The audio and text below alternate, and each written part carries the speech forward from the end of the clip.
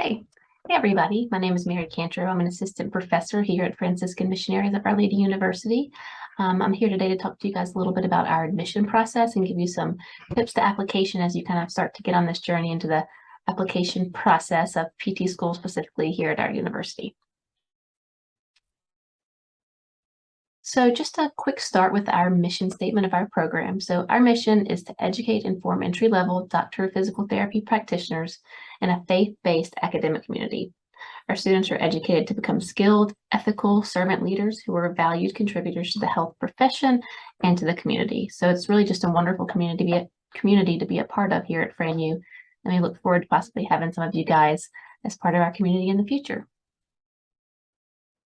So this is our community of our DPT program here. We've got a slew of faculty here. I'm not going to go through and name all of them for you, but they're listed on our website if you have any more specific questions or information you would like about each of our faculty. But you see that we have a large variety with lots of areas of expertise that will be taking you through our program here over the next 3 years.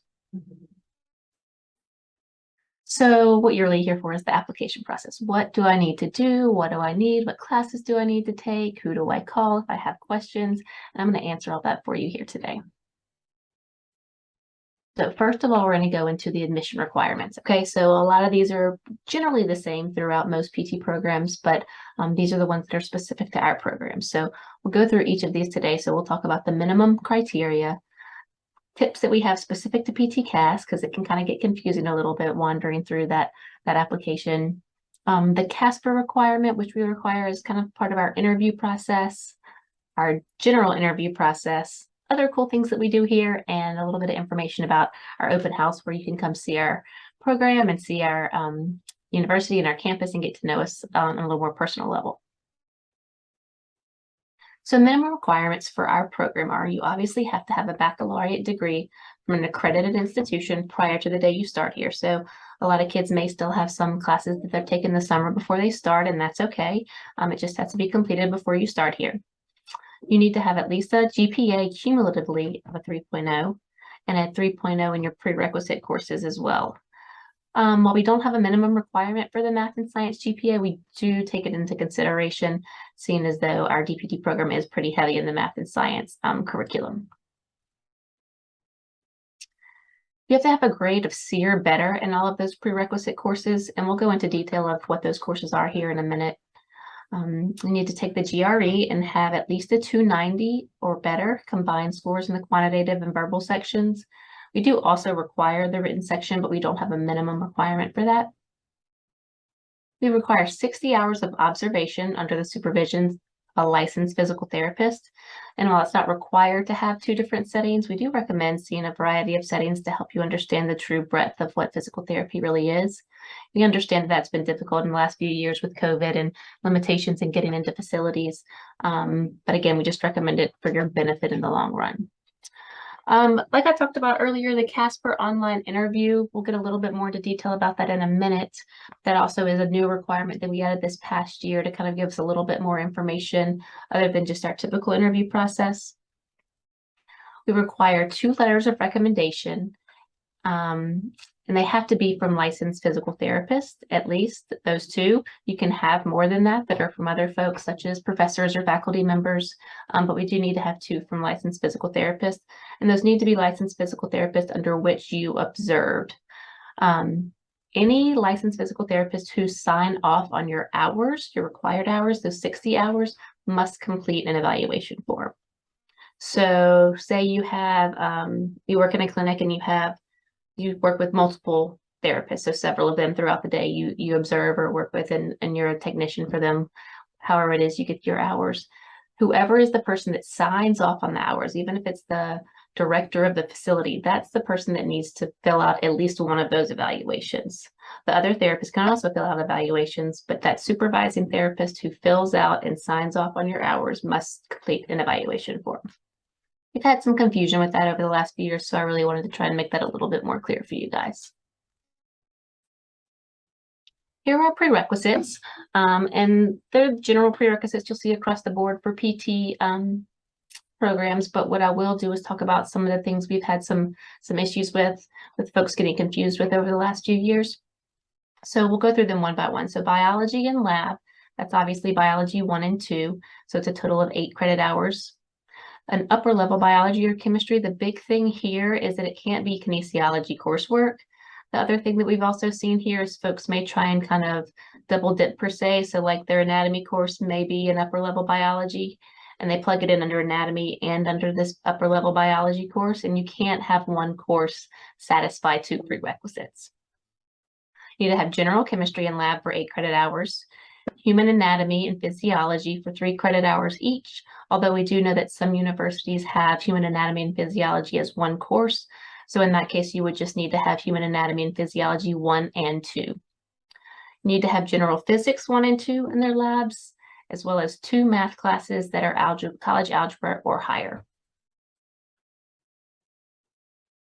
You require a statistics course for 3 credit hours, a general psychology and upper level psychology, your general English and composition, that's usually 1 and 2 for 6 credit hours. This upper level English and composition or writing course, sometimes what gets folks, it needs to be a professional writing course or a technical writing course. It cannot be a literature course or anything that's not writing intensive. And then finally, you need a 1-hour course of medical terminology.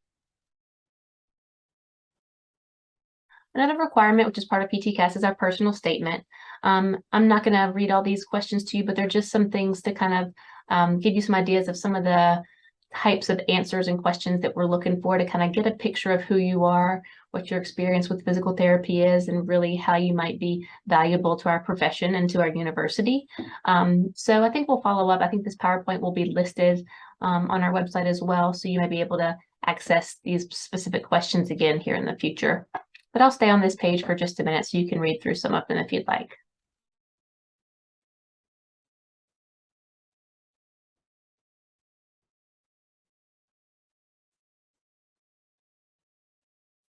Okay, so we've also added last year the CASPER Assessment.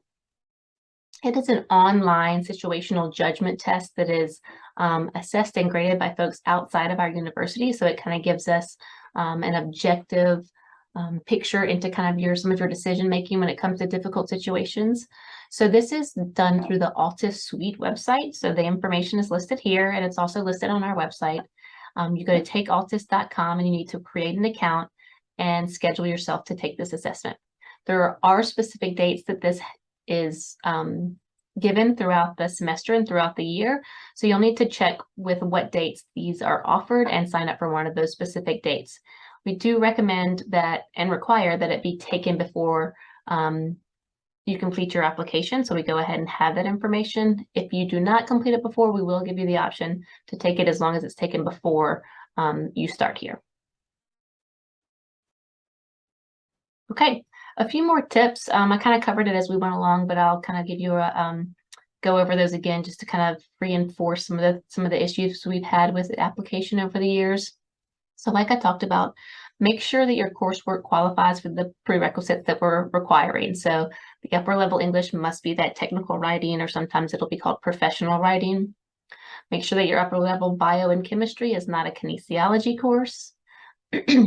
Make sure the courses entered match your prerequisites. So sometimes we'll see that someone may have entered an advanced literature course in the technical writing, or someone may have entered a math course under a science course. And sometimes PTCAS doesn't catch that. So really try and go back and double check that your courses are matching our prerequisites. And make sure the courses match the ones that are actually on your transcripts as well. And like I talked about earlier, make sure that you don't use one course for 2 separate prerequisites. Every prerequisite has to be its own individual course.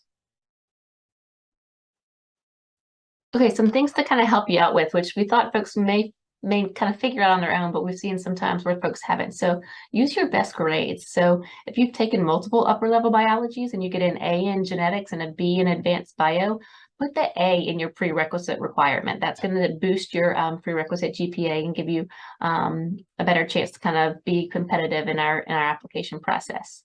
Include all of the lab work for all the science classes that you're taking. And don't submit more credit hours than are required for your prerequisites. So even if you have multiple upper level bios, don't put multiple ones in. Just put your highest grade like we just talked about And then we don't have to kind of decipher through which one you really wanted to utilize for your prerequisite, because then you kind of leave it in our hands. And while we try and choose the higher grade to give you the benefit of the doubt, sometimes we don't have time to go in and do every single one of those. So sometimes when folks either end up on our alternate list or don't get into the program, we ask them to do kind of a self-appraisal to kind of see where they are when it comes to our prerequisites. And that goes back to some of the things we talked about earlier. So look back and see, do you have a lot of C's in basic science courses and prerequisite courses? Have you had to repeat multiple prerequisite coursework? We don't hold that against you, but we do look at it. So, you know, we give you an opportunity to kind of talk to us about why that coursework was repeated, but really just looking at kind of, did you go into a positive trend? And when you repeated it, did you show those improvements in that course? Did you have any withdrawals from basic science courses or multiple courses throughout your career? And again, we'll give you an opportunity to talk with us about that. And then were your observation hours only obtained in one setting, and did you only meet the minimum? And again, these are things that are not really held against you, but we're recommending for your better experience and your better development as time goes on to really try and get as much experience in multiple settings as you can, so that you're really prepared and understanding what the physical therapy profession is. Also, did you do any volunteer or mission work, whether it was healthcare related or not? Make sure to include that on your application as well. These are all things that we're kind of looking at to see that you're really a holistic, you can really develop into a holistic practitioner, and that it's not just really all just about the grades. We like to see well-rounded students and folks that are going to give back to the community in other ways as well. So here are some important timelines for our admission cycle. So our regular admission cycle closes on April 17th. Now, don't be confused. Your application has to be verified by PTCAS on this date. So that means all of your information really needs to be submitted, and you need to submit that application. I believe PTCAS says 4 to 5 weeks before that. So don't wait to hit submit on April 17th. It must be submitted multiple weeks before that so that PTCAS has time to verify that application. After we get all that information and we sift through all of them, we usually hold interviews in mid-May.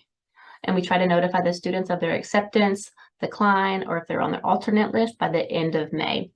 If you're accepted, we give you 2 weeks to accept that spot with a deposit of $1,000, and that $1,000 goes towards your tuition.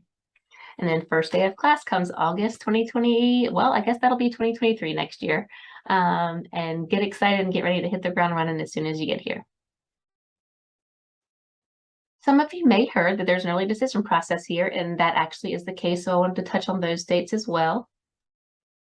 So November 1st is the deadline for our early decision procedure. And just like I talked about with our regular application process, the application must be verified by November 1st. So again, everything must be submitted and verified by PTCAS by November 1st.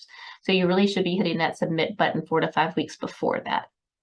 We hold interviews in early to mid-December, and we try and notify everybody of their acceptance sometime in the first week of January. And again, you can hold that spot and you will be in the cohort for starting the following year with a deposit of $1,000. And again, August 2023 will be the first day of class, and you'll be joining the rest of your counterparts. If for any reason you aren't accepted in our early decision process, you don't have to reapply and you don't have to interview again.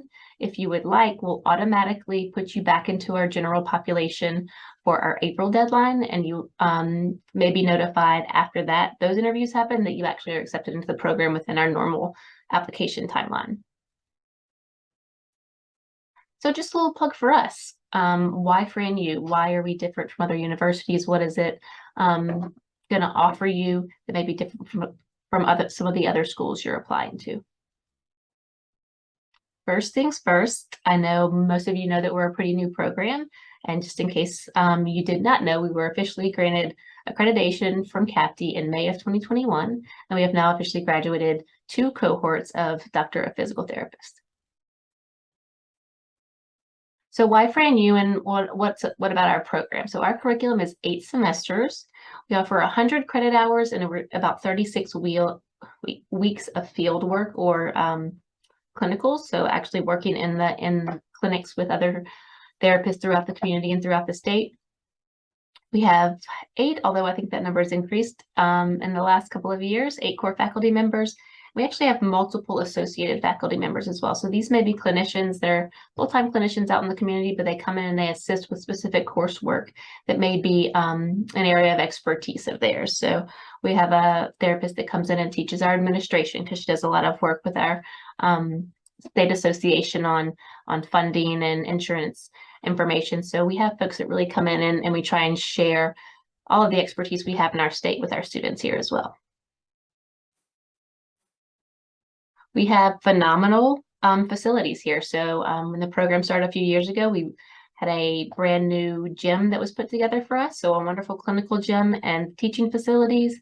And we even have more to come. So if y'all have looked into FranU at all, we have this wonderful new multi-million-dollar building that's being built on our campus, St. Francis Hall, that is going to hold classrooms, simulation areas, a lot of a brand new library, a lot of wonderful things to offer our students here on campus. We also have really cool cutting edge technology. So rather than some of the cadaver dissection some other schools may have, we utilize these plasticized cadavers during your anatomy and physiology coursework here. And we also utilize what's called the anatomage table that really allows you to see the body and see different angles of the body and everything through multiple views and really kind of ingrain yourself within that system to really learn it backwards and forwards as you're going through that curriculum. We also offer electives, which is a little bit different than some of the other programs. So in your third year, you're out on your clinicals, but we offer electives that are, we do it through our online education platform, Moodle. But then some of them also, we have in-depth weekend courses where you come in and do the hands-on part of it as well. So we've kind of adapted these electives to what our students want and what they need.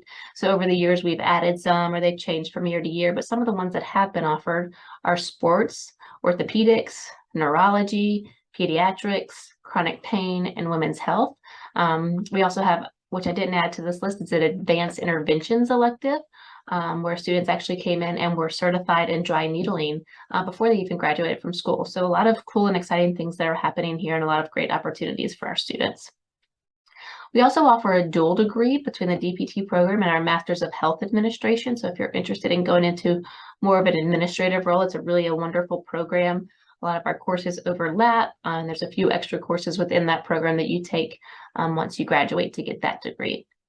And then while we have yet to actually send students on this elective, we do have international electives in several places throughout the world where they will go and work with physical therapists and patients.